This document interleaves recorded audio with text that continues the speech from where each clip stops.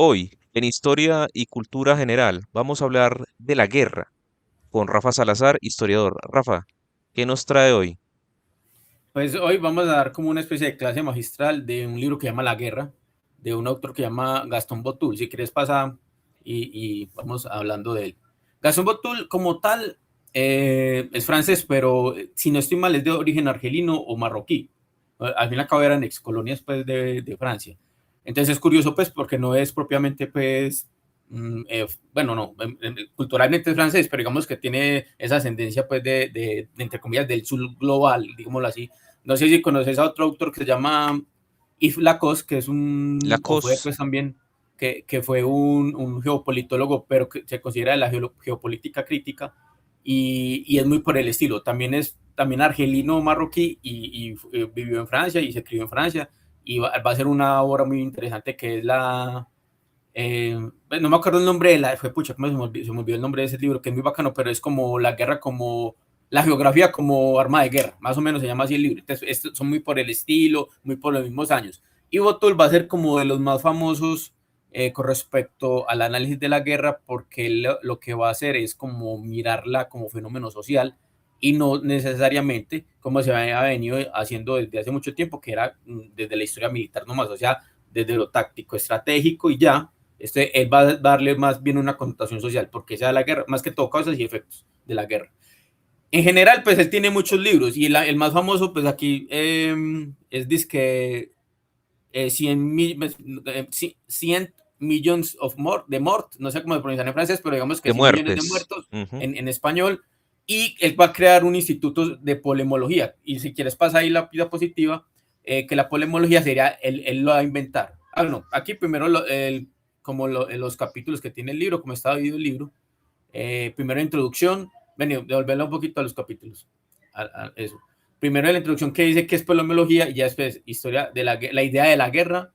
Eh, Capítulo 2, fenómeno de la guerra, delimitación y definiciones. Capítulo 3, características económicas de la guerra. Capítulo 4, aspectos demográficos de la guerra, que eso sería como el fuerte de él. Él va a decir que son cosas que a nosotros parecerán muy lógicas ahora, pero digamos que fue el primero que las va a proponer y por eso tiene pues como esa ventaja, es el primero que se puso a pensar que la guerra es demográfica, o sea, la guerra tiene consecuencias demográficas muy notorias, pues, que eso, como le digo, ahora uno dirá, pues, la guerra se mata gente, pues claro que es demográfica, sí, pero Ajá. él fue el que se dio la pela a investigar por qué y cómo, y cuándo, y dónde, y cómo, y las consecuencias especialmente. Después sigue características etnológicas de la guerra, rasgos psicológicos de la guerra, causas atribuidas a la guerra y planes de paz, y unas conclusiones. Es interesante porque este libro él también propone conclusiones, porque normalmente no, pues él, además de definir la guerra o decir por qué se da, también dice cómo evitarla, que me parece interesante y no siempre ningún autor, de, pues, la mayoría que yo he leído, se da como sea una pelea por estudiar cómo evitar la guerra, él sí lo va a hacer, que me parece interesante y llega pues como unas conclusiones interesantes, si bien pueden ser cuestionadas, pero me parece que son interesantes, es como que sea saberlas, pues saber que hay unas, que él llega a unas conclusiones de cómo evitar la guerra que creo que no se han oído, y cuando lleguemos en su momento, porque probablemente esto quede muy largo, entonces nos tengamos que dividirlo en varias clases, Sí, la idea es que lo varias hagamos en sesiones. varios capítulos, subimos un video de uno o dos capítulos de la presentación para que quede más cortico los videos, pero lo vamos a hacer consecutivos para que sean bastante interesantes y la gente los siga. Y entonces esas conclusiones, cuando lleguemos, parecen pues, muy bacanas, muy chéveres, como muy dicientes y creo que sí aportan a la discusión, digámoslo así. Si quieres, ya ahora sí pasa a la otra, a la introducción. Bueno, no. En la introducción, ¿qué va a hacer él? Él va a definir qué es polemología. Entonces, polemología, Polemos es uno de los hijos de Marte. Acuerda que Marte es el dios de la guerra, entonces Polemos es uno de los hijos y de ahí viene polémica, por ejemplo, la palabra polémica, que entonces Polemos se puede asociar con guerra, con ¿cómo se llama? Prefijo griego se va a pegar a muchas palabras que tienen como discusión, guerra, todos estos significados, y logos, que es tratado, pues. Entonces, ciencia de la guerra en general, estudio de las formas, causas, efectos y funciones como fenómeno social. Palabra compuesta por Gastón Botul en 1946, en este libro que yo ya les dije, de los 100.000 muertos, pues es el libro, pues. Y la otra definición que él la va a dar ahí en este libro, que es un libro corto. Este libro no lo hablé pues al principio, y es un libro tipo breve historia de o introducción a, pues no sé si has visto libros así, pero entonces, Sí, una introducción a la geopolítica, y hay muchos de ese estilo, entonces 100 o 200 páginas, introducción a cuanto la mucho. metafísica de Ajá, Heidegger. que, bueno, no sé, ese sí no me lo leí, no sé si será largo o no, pero en Uf, los que yo digo que son más como de editoriales como Alianza Editorial o Crítica, sí son más cortos, sí, o sea, sí tienen eso de ser cortos, o sea, sí son breve historia de introducción a, entonces son máximo 200 páginas, eso lo hace corto, y este es por el estilo, este libro es de 120 páginas, o sea, es un libro corto, y dice mucho, sí, mucho. es corto, es corto. Es muy resumido también, porque más dice, si quieren como Gastón Botul dice, si quieren aprender más, leanse tal libro o vean esta reseña o vean esta cosa, pero digamos que esto es muy resumido, el casi no cita, por ejemplo, es muy de resumen, pero y Mm, va muy interesante porque el trabajo de síntesis es difícil, muy difícil, entonces sí, es verdad. es muy buen trabajo el que él hace. Pero la segunda definición que él va a dar, esta obra hemos propuesto dar el nombre de polemología al estudio científico de la guerra, considerado como un fenómeno social, para distinguirlo de la ciencia de la guerra, tal como le enseñan en las escuelas militares y en los estados mayores. Entonces, volvemos a lo mismo, no se va a tratar la guerra aquí como hay la táctica y la estrategia, que es muy común y que yo se lo digo, yo soy un admirador, a mí me gusta leer ese tipo de historia militar y conozco mucha gente que le gusta y no solo es historiadora, también gente que no es historiadora. De hecho, si ustedes van a una librería van a encontrar en la parte de historia mucho, no sé si todo, pero bastante sobre guerra, sea y guerra en Colombia, porque hay mucha y tenemos una historia pues de guerra muy larga, sobre todo guerra civil o guerra interna, pero también porque es un tema que le gusta a la gente, igual que la historia del arte. Yo creo que lo que es historia de la guerra y historia del arte ya ha llamado la atención del ser humano por muchos motivos y ese es, se ve reflejado en la cantidad de libros que se producen sobre esos dos temas. Bueno, también la religión. Si quieres pasar. Listo. Bueno, bueno, no deja de una introducción, te va a decir muchas cositas. Por ejemplo, que la guerra deja mucha huella, y eso es muy cierto. Entonces deja mucha huella en lo que llamaríamos a nivel histórico como fuentes primarias. Por ejemplo, a nivel arqueológico, si hay guerra, si hay una batalla, muy probablemente haya muertos ahí, porque muy probablemente no los enterraron. Entonces, si hay un hallazgo arqueológico, se desentierra el cadáver, se dan cuenta de que murió. Entonces, eso es una fuente. Además de eso, hay crónicas de los soldados o Estado Mayor, puede ser un capitán, un coronel que dejó su diario de campo, pero también muchas veces muy oficialmente van a dejar instrucciones, ¿qué más? No, tanto, no se llama diario de campo, sino más bien como informes militares, y eso queda como en muchas partes de, no solo pues en Colombia, en cualquier país debe tener un departamento de defensa y ahí deben haber muchas fuentes de registros de batallas y ese tipo de cosas, porque ha sido muy común en la guerra y como le digo, y no solo es el tipo de, como este tipo de ¿Te fuente oficial. referís como los archivos históricos de cada institución? Como por ejemplo cuando uno Sí, va y ve las partidas de bautizo en las casas curales o cuando se ven los censos poblacionales en algunas alcaldías y ese tipo de cosas. sí, y el hecho es Ujú. que digamos, en el caso de Colombia, el Ministerio de Defensa debe tener mucha fuente de esa Uh, porque es algo oficial. Entonces ujú, deben tener fuentes de informes. O sea, lo que es informe sería lo que escribe el coronel o general después de una batalla, pues un informe de ujú. cuántas pérdidas y todo eso, pero también hay otro tipo de fuentes, como les estaba diciendo Que ya. generalmente esto es clasificado, ¿cierto? Hasta que pasa No, pero cierto periodo de digamos que tiempo. ya con el tiempo se desclasifican y uno lo puede estudiar. Eso Ajá, exacto. uno encuentra eso. Por ejemplo, yo he hecho, me he metido pues no sé si de lleno, pero sí he leído sobre y he hecho investigación sobre guerra, sobre todo en el siglo XVIII, y sí se encuentra, vamos, en un archivo muy grande que tiene España, que es el El de Pares, pues que tiene Indias todo, el archivo de Indias, pero que uno eh, busca por Pares, que es en está internet, digitalizado. Ajá. y ahí uno ponga la palabra guerra siglo XVIII, que yo lo he hecho y sale mucha cosa, mucho, mucho. Y eso que esto lo está digitalizado es que el 10%. O sea, que uno tiene fácilmente para hacer un trabajo de grado, un trabajo de maestría o de tesis doctoral con lo que sale ahí. Entonces, Ujú. si la huella sí deja mucha, perdón, la guerra sí deja mucha huella por eso, porque es algo notorio. Y lastimosamente, no sé si te acuerdas cuando veíamos historias de teoría pues de la historia y eso, que lo más, creo, no me acuerdo si es Brudel, pues el más famoso, uno de los más famosos historiadores de todos los tiempos, que decía que lo que es la guerra y como las grandes catástrofes van a dejar siempre huella, porque siempre es como muy notoria. Y yo creo Sí, que sí. sí, pues yo Ese pensaría no que fue el sí, que escribió el lastimosamente sí. Mediterráneo, Brudel. Sí, Creo que Ujú, es él, pues puede ser otro, pero bueno, son muchos los historiadores famosos que han escrito sobre teoría de la historia y creo que es él. ujú. Eh, bueno, entonces también dice, por ejemplo, que por qué se debe estudiar la guerra. Entonces dice que porque la guerra genera muchas muertes y él va a ver más como una enfermedad y por eso la quiere solucionar. Lo que él quiere hacer es una solución que lo va a dar al final. Además de eso, va a decir que la guerra es un cambio social muy grande. Bueno, voy a leer esta frasecita. En una palabra, la guerra es la más notable de todas las formas de transición de la vida social. Es una forma de transición acelerada. Sí, Aquí lo combino con otro texto que se llama La guerra, cómo nos ha marcado los conflictos, de una autora que se llama Margaret Macmillan. Ella va a decir eso. Ella va a decir que la guerra, o sea, que hay algo que genere cambios en la guerra y nosotros como historiadores estudiamos los cambios, es muy notorio, o sea, casi lo más importante para nosotros son los cambios y la guerra sí que genera cambios, exacto. sea de cambios a nivel institucional como demográficos, por ejemplo. Entonces eso es lo que él va a decir. La guerra genera muchos cambios, o sea, puede tumbar un régimen, puede poner otro régimen peor, lo que sea. La guerra es por la guerra va En siempre lo a hacer demográfico un también daño. entra, por ejemplo, los desplazamientos de Claro, grandes masas de personas y este tipo de cosas. Ah, bueno, esto lo vemos desde la invasión bárbaras a Roma hasta la Segunda Guerra Mundial, hemos visto los mismos casos. Buena analogía es. si quieres pasa. Yo Mm, creo que ya empieza como el capítulo uno, listo. pero pasa Este es eso. el Sí, capítulo uno, capítulo uno. historia de la idea de la guerra. ¿Qué es lo que va a hacer aquí él? Él va a retomar, me parece muy interesante porque es lo que llamaremos balance historiográfico o balance bibliográfico o estado del arte, dependiendo como de la carrera, como se estudie. Yo lo conocí como historia del arte. No, Estado del es arte, estado del arte. estado del Ujú. arte. No, la historia del arte, otra cosa. Estado del arte, balance historiográfico. ¿Qué va a hacer él? Va a mirar desde las mitologías hasta autores muy actuales qué opinan de la guerra.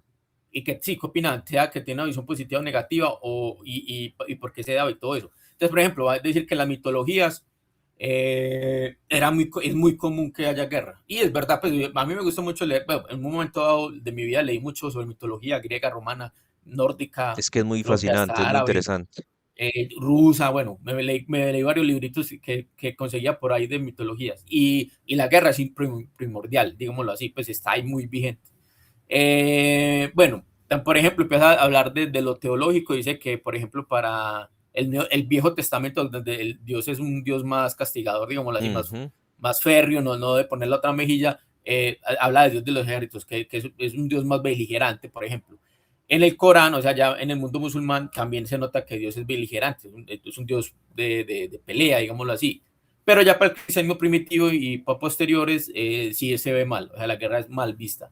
Santo Tomás va a hablar de guerras justas y recuerden pues que creo que el término de guerras justas viene de Santo Tomás y va a decir que sí se puede pelear siempre y cuando hayan algunas motivaciones para ello. Por ejemplo, defender a los más débiles, que son muy de los supuestamente caballeros, y también el hecho de defender a su religión, por ejemplo. Entonces, esos ya son como matices que se van a ir dando con el tiempo. Pero digamos que en el cristianismo, más en el cristianismo general, sea católico, evangélico, ortodoxo, la guerra es mal vista y sobre todo es en el Nuevo Testamento. Pasa, porfa. Aquí ya empiezan un montón de filósofos, pensadores de Occidente y de otras partes. Y él va a decir, por ejemplo, que en el caso chino sí es mal vista la guerra, no se va a desaltar la guerra. Y por ejemplo, para Confucio dice, un general verdaderamente grande no ama la guerra, no es vengativo ni apasionado, Confucio. O sea, para la Esto es una doctrina, forma muy distinta de ver la guerra comparado con Occidente, con el hemisferio occidental. sí, Es sí, eso es impresionante. distinto. Esa frase me En, cam- gustó. En cambio, para Occidente, un montón de filósofos, Heráclito, por ejemplo, Ujú. van a decir que la guerra es muy importante. De hecho, él saca pues, que la guerra es la madre de todas las cosas, pero vamos a leer como el fragmento que nos cita Butul. La guerra es el instrumento mismo de este orden, pues divide y clasifica a los hombres e incluso a los dioses. La guerra es la madre de todas las cosas, y a unos los convierte en dioses y a otros los hace esclavos o bien hombres libres. Uh, Para Heráclito y en general para Occidente, antes del cristianismo, la guerra va a ser algo común y bien. Se le va no sé si decirlo gustar, pero digamos que no se le va a ver como algo malo. ujú. ya para filósofos más modernos, para Kant, por ejemplo, lo va a considerar como que no le gusta, pero es muy difícil llegar a la paz. Hegel, por ejemplo, me llama mucho la atención. Hegel sí defiende la guerra, dice que es algo civilizador. Y no solo lo leí en ese libro, no he leído a Hegel, pero en varios autores dicen que Hegel sí es un defensor de la guerra. Joseph Martry, no se lo conocía, defensor de la guerra es divina en sí misma, puesto que es una ley del mundo. Para Nietzsche es alaba la guerra, pues es un belicista, pues por naturaleza, dicen pues muchos. Para mí yo creo que es más una mala lectura de Nietzsche, Sí, mala pero sí fue. interpretación. Pero digamos que, digamos, hay un libro de Nietzsche que yo me leí que llama Más allá bien el mal, él sí considera que no se debe poner la otra mejilla, por ejemplo, pues siendo Ujú. él más, no creo que él fuera pues beligerante o peleador, pues, pero no era de poner la otra mejilla, decía que la cultura del cristianismo de poner la otra mejilla era algo muy famélico, muy debilucho, pues que no le gustaba. Y los negadores, que era más que todo de origen muy cristianos, como eran de Rotterdam y otros, van a decir, y muchos de la ilustración van a decir que la guerra es mala, no, que no debería haber guerra, pues que deberían evitarse.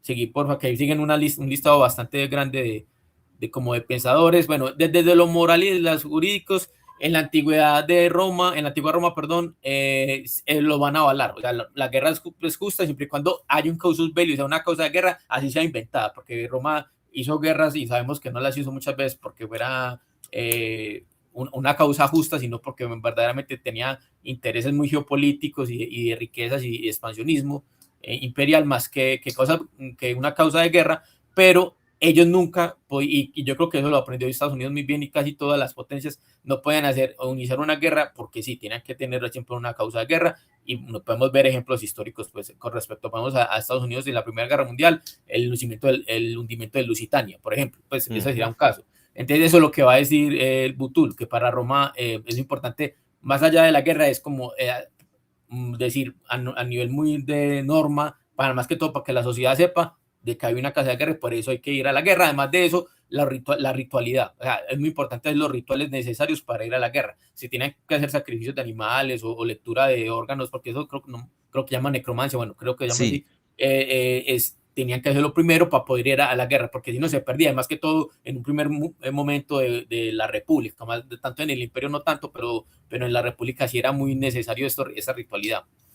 En la Biblia, si se es invadido esto nos obliga, si se es invadido se obliga a defenderse y se ataca es más voluntario, pero el mínimo se puede defender, pues si están de acuerdo con eso. Y ujú. ya los juristas y moralistas no se preocupan ni por qué ni por el cómo, solo en realmente la guerra para que no sean tan brutales y suavizarla, o sea, como más empezando ya a haber una especie de derechos humanos, que obviamente los derechos humanos son más del siglo XIX, pero ya se está empezando a ver así porque eran muy brutales y no habían, pues, por ejemplo, el hecho de que usted se rinde, que no lo maten, eso es una ganancia del tiempo, pues, desde que se va a ganar más con la creación de la Cruz Roja y ese tipo de cosas que ya más del 19. Pasa porfa. Maquiavelo y Clausewitz. Por ejemplo, Maquiavelo es un gran defensor de la guerra, es una Uf, apologeta de la guerra. Lo que va a decir Butul es que él va a decir más o menos que se haga la guerra preventiva. Si usted se ve amenazado, empiece antes que el otro. Entonces, es un gran defensor de la guerra. Y Clausewitz también es por el estilo, pero él va a decir más que todo es como que la guerra es un acto político. La guerra es un acto de violencia llevado a sus límites extremos. La tendencia a la destrucción del enemigo es inherente a la idea de guerra. Victoria es sinónimo de aniquilamiento. Eso es lo que propone Clausewitz. Por eso dicen que Clausewitz va a ser como el pionero de la guerra total, porque ujú. él va a buscar siempre, y las personas que lean a Clausewitz lo van a hacer y lo van a aplicar para la Primera Guerra y la Segunda, es tratar de dominar al otro y no tanto exterminarlo del todo, sino derrotarlo de tal manera en la guerra que no pueda pararse y que tenga que asumir las consecuencias de la derrota, digámoslo así. Pasa, porfa. Bueno, en general, teorías sociológicas van a haber unos que son optimistas y otros pesimistas. ¿Y en qué sentido optimista? Es que si bien la guerra existe, algún día desaparecerá. Eso es lo que piensan los optimistas. Y los pesimistas es que la guerra siempre va a existir y nunca va a dejar de existir.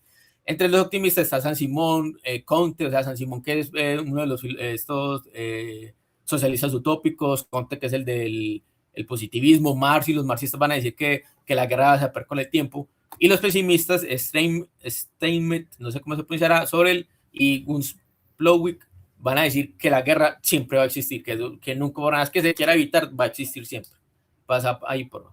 Ya bueno, ya con respecto al segundo capítulo, El él va a... fenómeno guerra, Ajá, delimitación y definición. es claro eso, va a delimitar qué es Sí, y qué no es guerra y va a tratar de dar una definición y va a citar a otros autores.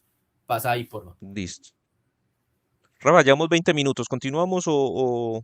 Si quiere, terminemos este capítulo y Listo, ya me digamos parece ahí. bien. Me parece bien. Bueno, el fenómeno guerra, guerra como fenómeno social, es lo que él propone. Pues te empieza a decir, la guerra es armada, o sea, es una lucha armada. Listo, una de las primeras cosas.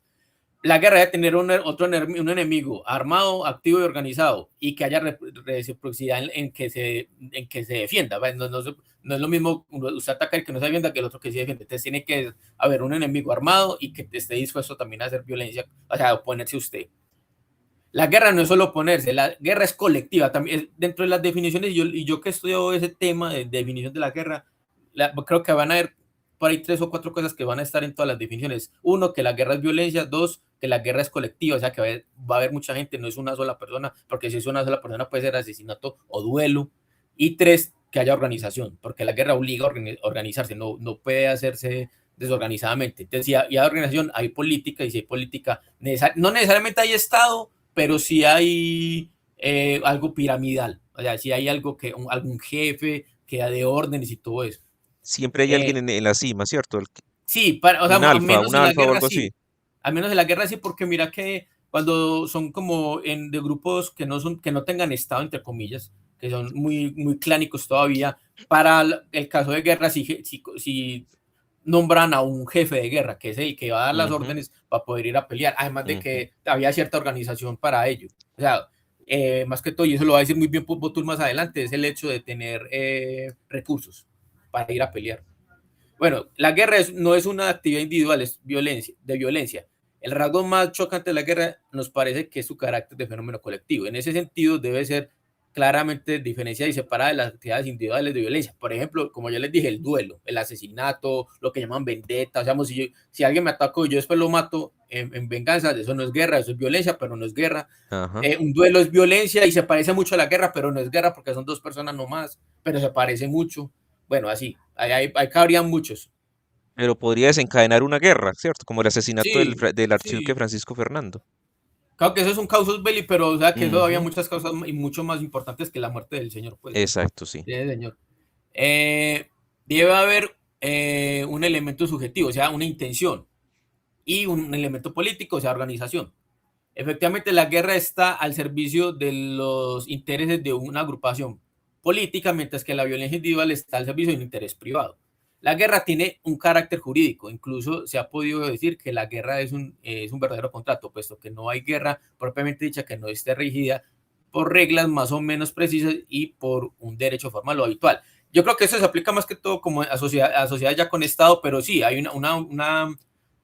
como una declaración de guerra y después se firma un tratado de paz. Eso casi siempre es Pero obligatorio eso eso. podría ser debatible, Rafa, porque es que es muy No, a curioso. nivel de Estado y sobre Ujú, todo de la edad moderna para acá, yo creo que es sí, casi obligatorio. sí, sí. Pero a nivel de sociedades clánicas, de pronto no. Eso sí estoy de acuerdo. Ajá. Sociedades clánicas no. Pero sí, en las sociedades clánicas, yo que he leído sobre eso, porque es un tema que me ha interesado, sobre la guerra en sociedades sin Estado, es el hecho de que debe haber como algún conocimiento mutuo, así sean dos sociedades distintas, son vecinos y se conocen a la forma de hacer la guerra y se conocen a la forma de los rituales de hacer la paz, digámoslo así. Entonces sí Ujú. hay algo de eso, aunque a mí me parece que esta definición propiamente o este escrito propiamente, si es exactamente este párrafo, si es muy jurídico, pero para un estado con estado pues propiamente, o sea, con un líder propiamente dicho muy vigente, muy notorio como podría ser un rey. La guerra no es eterna como lo proponía Hobbes. Hay muchas largas, pero no duran para siempre. Esto es otro limitante de la guerra. La guerra no puede durar 100, pues no va a decir que 100 años, pero no puede durar toda la vida. De hecho, y alguna vez tendríamos que hacer la reseña del libro que llama Tierra Arrasada, que es de un arqueólogo de la guerra. Él va a decir que uno de los limitantes de la guerra es eso, que no hay ninguna sociedad que pueda hacer la guerra todo el resto de vida, porque se exterminarían. Pues no, Ujú. hay que un momento dado que tienen que cosechar, tienen que reproducirse, bueno, todo eso. La comparación entre duelo y guerra, en que hay normativa, se parece mucho porque se tienen normas. El duelo es muy normatizado, el duelo es muy ritualizado. La guerra, y sobre todo en Occidente, también lo es. Así no se vea, pero vamos en el siglo XVIII, pues, por ejemplo, sí se veía así. Y se resuelven como en las batallas o cuando se firma pues, un tratado de paz, hay un claro ganador o de pronto no, pero digamos que sí hay unas claras formas de ganar y de ganar no, unas claras formas de quién gana qué. Por ejemplo, la guerra de los 7 años, el ganador más notorio fue Inglaterra, que ganó unos territorios, Francia, que perdió unos, bueno, eso es notorio, o en la guerra de la independencia de Holanda, fue muy notorio que ya ganaron autonomía política, bueno, ese tipo de cosas. Otra frase que él va a decir es que cuando no hay diálogo entre estados hay guerra, que el diálogo sería como lo normal, que sería lo diplomático, pero cuando no se llega a soluciones pacíficas o soluciones dialogadas, hay guerra. Y yo creo que un ejemplo muy actual sería esto que acabó de pasar con Irán y Estados Unidos, que supuestamente había firmado un memorando para un tratado de paz y al final no se hizo más, o no se hizo nada y ya se volvieron a tirar misiles y a bombardearse mutuamente. Y ahí estamos. Seguí pasando, por Ahí favor. es donde se hace comprensible la frase de Clausewitz de que la guerra es la política por otros medios, ¿cierto? Si no se Sí. logra por la paz, se logra por la guerra. Bueno, aquí ya empiezan a citar autores muy famosos. Wright es otro. Si Botul es un autor famoso de la guerra, Wright fue el primero. Wright va a escribir un mamotreto de texto y que va a ser, creo que, patrocinado por la Sociedad de las Naciones, que es. Bueno, se me va el nombre. La antecesora a la ONU. Sí, se Ujú. me va el nombre del libro. Y lo que va a hacer es mandar un montón de gente a estudiar guerras, historiadores a nivel de historia, arqueólogos y sociólogos en sociedades, arqueólogos en sociedades y antropólogos sociedades lejanas pues, de Occidente, a Ujú. sociólogos a sociedades actuales. Y todo eso que generó como un libro gigante lo va a resumir en un libro no tan grande como de 500 páginas, donde va a llegar a un montón de conclusiones muy interesantes. Y Butul lo va a leer y Wright va a ser como uno de los primeros en tratar de entender la guerra, que me parece pues, buen ejercicio. La guerra es la condición legal que permite uno o varios grupos hostiles dirigir un conflicto por medio de la fuerza. Eso es la definición que va a dar Wright. Según Wright, la guerra puede ser considerada como un conflicto simultáneo de fuerzas armadas, de sentimientos populares, de dogmas jurídicos y de culturas nacionales. Para Clausewitz, por ejemplo, Clausewitz, que es el gran teórico, bueno, uno de los grandes teóricos de la guerra y sobre todo del siglo XIX y que va a escribir un libro que llama Sobre la guerra, que es muy importante, muy citado todavía, muy leído. Yo creo que es y Clausewitz van a ser como los teóricos de la guerra más citados a nivel occidental actualmente. Y Ujú. va a decir lo siguiente: la guerra es un acto de violencia cuyo objetivo es forzar al adversario a ejecutar nuestra voluntad. Y es muy notorio eso. Por ejemplo, lo que yo les decía, la guerra total tiende a eso, tiende a que el rendir al otro para que cumpla mi voluntad. Y para Mersten, que no lo conozco, yo no he leído, pues Mersten lo conocí en este libro, es la lucha entre hombres. Muy, muy simple la definición. Pasa por favor. Para Bones Boguslawick. La guerra es el combate Boguslawski. dirigido por una agrupación determinada de hombres, tribus, naciones, pueblos o estados contra una agrupación igual o similar. Creo que es bacana la definición. Para Lagoret, la guerra es el estado de lucha violenta surgida entre dos o varias agrupaciones de seres pertenecientes a la misma especie, de su deseo o de su voluntad. Para Botul, lo va a definir creo que muy simplemente Botul, la guerra es una lucha armada y sangrienta entre agrupaciones organizadas, o sea, que es lucha, o sea, que es guerra, o sea, tiene armas, es colectiva, y al decir sangrienta, yo creo que eso es el problema de la definición, más que sangrienta, es violenta, o sea, que haya muertos, eso es lo que va a proponer Botul. Bueno, y que esté organizado, o sea, que haya cierto liderato. En conclusión, la guerra es una lucha armada entre grupos humanos organizados, tiene métodos, tipos y reglas y está limitada en el tiempo y en el espacio donde se da. Y es sangrienta porque genera muertos y heridos. Seguí, por favor. Mm. Vamos a ver ahí. Bueno, ya pero si quieren dejemos ahí, que ya empieza el tercer capítulo para dejar el tercero y el cuarto para otra exposición y el quinto y el sexto con las conclusiones para otro. Perfecto, entonces dejamos acá y nos vemos en la próxima entrega. Por favor, compartan, denle me gusta si les gusta y pues, comenten si tienen algún comentario. Rafa, ¿algo más que decir para concluir? No, como les dije, sería como para no hacerlo tan largo, mejor dividir eso en tres partes y la próxima vez nos vemos. Listo. Hasta la próxima entrega.